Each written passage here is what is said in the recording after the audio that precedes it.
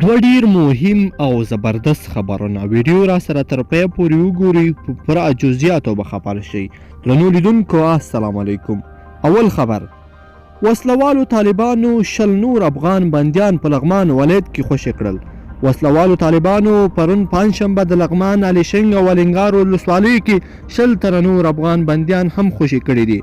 طالب ویان ذبیح الله مجاهد تان ورځپاڼې ته له استول شویو انځورونو سره ویلي 20 واړه بندیان عسکرو او له جملې 15 کسان په الیشنګ او 15 تنه نور په الینګار ولسوالۍ کې خوشي شوي دي. ځایي حکومتي سرچینو هم د دې کسانو خوشي کېدل منلي، خو وایي وروسته به یې معلومه کړي چې دا امنیتي کسان دي او یا عام وګړي دي. دوهم خبر له پکتیا څخه لرو. پکتیا کې د صنعتي پارک د جوړېدو چارې پیل شوې.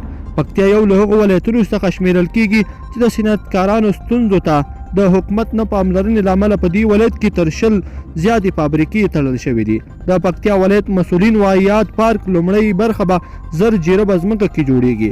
د مسؤلینو په خبره زیات شمیر تجاران ورته صنعتي پارک کې د فابریکې جوړولو په پار خپل غوښتنلیکونه سپارلي او ډیر ژر به ورته ښارګوټي کې د ځمکې ویش پیل کړي. په ورته وخت کې د ولایتي شورا غړي او صنعتکاران وایي د دې ښارګوټي د ځمکو قیمت لوړ دی چې پر صنعتي برخه باندې به منفي اغیز ولري.